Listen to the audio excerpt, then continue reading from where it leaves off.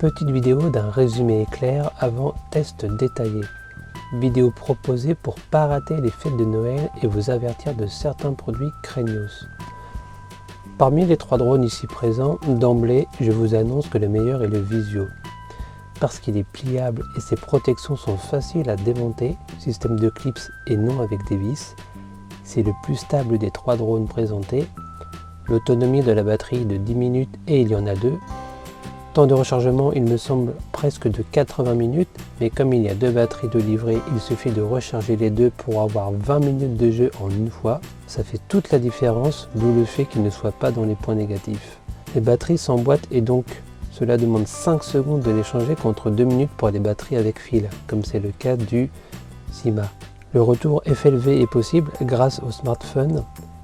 Sa télécommande possède la tige de fixation pour le smartphone. La qualité vidéo est acceptable, c'est aussi son point négatif.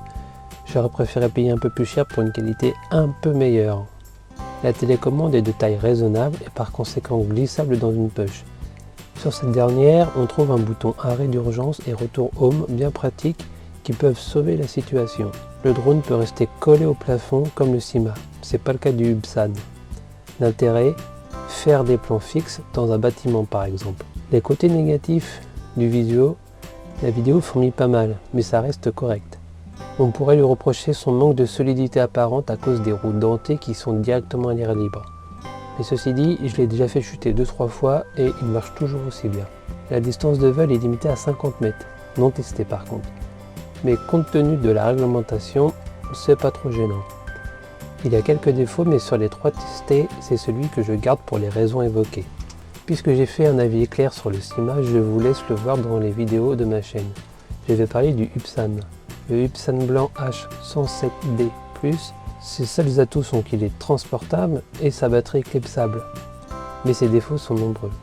Il dévie beaucoup et d'un seul coup, en particulier au décollage, et le périmètre de sécurité ne suffit pas toujours à éviter un mur, car le drone part tout seul dans une direction sur 2-3 mètres. Et il est livré sans protection d'hélice.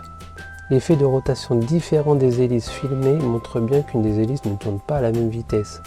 Sans doute la raison des déviations. L'autonomie est lamentable, moins de 6 minutes et 100 minutes de recharge. La télécommande avec écran est grosse consommatrice de piles. Je crois que c'est à peine 20 minutes d'utilisation.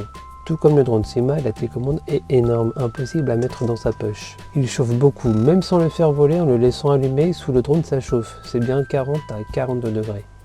Sa qualité vidéo est moyenne, moins bien que le drone Syma, mais il me semble peut-être mieux que le drone Visio. Il est tellement petit qu'on le perd vite de vue. Conclusion, en qualité vidéo, puisqu'on peut y mettre l'action cam qu'on veut, le Syma sera le meilleur. Mais ses points négatifs, dont le plus gros est son intransportabilité, font qu'il ne vaut pas le coup non plus. Question prix, et c'est là le plus fort, c'est que le moins cher des 3 est le meilleur, le Visio.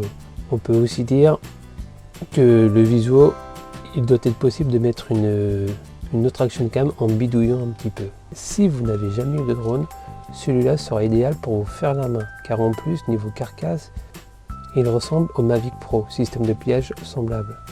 Et qui sait, il pourrait vous suffire.